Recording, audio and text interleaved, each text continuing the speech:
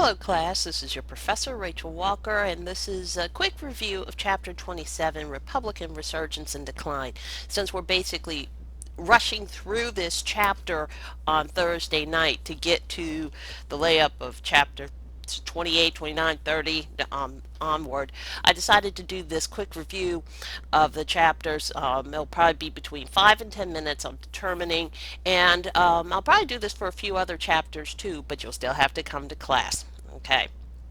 Okay, let's get started. All right.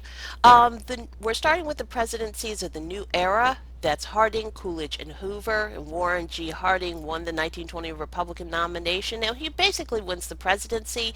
He's noted for being imprecise and bungling the English language, but was hardworking and politically shrewd. He's the one that coins the word normalcy. It didn't exist in the English language until he did it.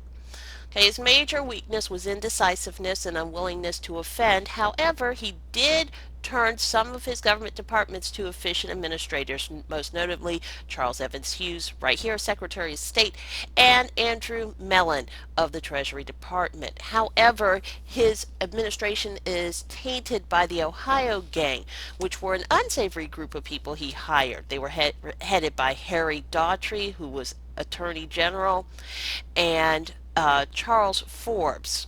Okay, I believe he's right here, who's the Veterans Bureau. And Harding disliked being president.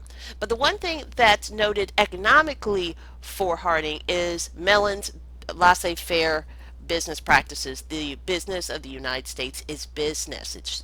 Mellon dominated the domestic policy. He wanted to lower taxes on rich, reverse the low tariff policies of Wilson period, return to laissez-faire policies of McKinley, and reduce the national debt. While his ideas were meritorious in principle, he carried them to the extreme. He wanted to truly cut the taxes of the rich by as much as 2/3, but not on those who earned less than $66,000 per year, which was a significant population of America.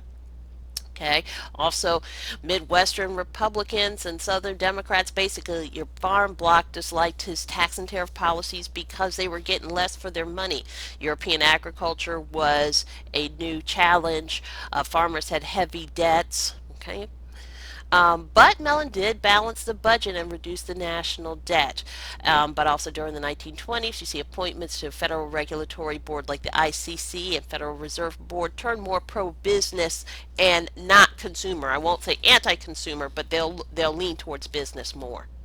Okay, this is where Harding's years start getting bad. Okay, you have the scandals such as Charles Forbes at the Veterans Bureau siphoning off millions of dollars that was for the construction of hospitals, but the biggest deal was the Teapot Dome scandal, in which the Secretary of the Interior Fall arranged with the Secretary of Navy Edwin Denby for the transfer of Interior Department government oil reserves to be used by public entities when they were solely meant, or private entities, excuse me, while they were solely meant for the Navy, for future Navy use.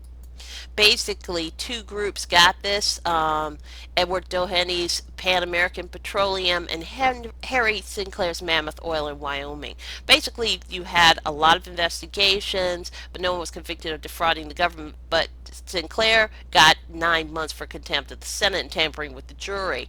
But those leases were revoked and the reserves were returned to the government.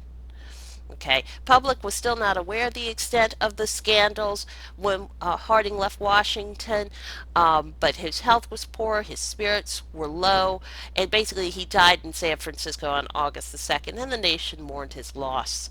He was followed by his vice president, Calvin Coolidge, who was untainted by the scandals, and he admired businessmen and was devoted also to laissez-faire.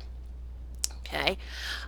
Basically, he wins against people like La Follette and Alfred E. Smith, but he has to deal with isolationism in the United States.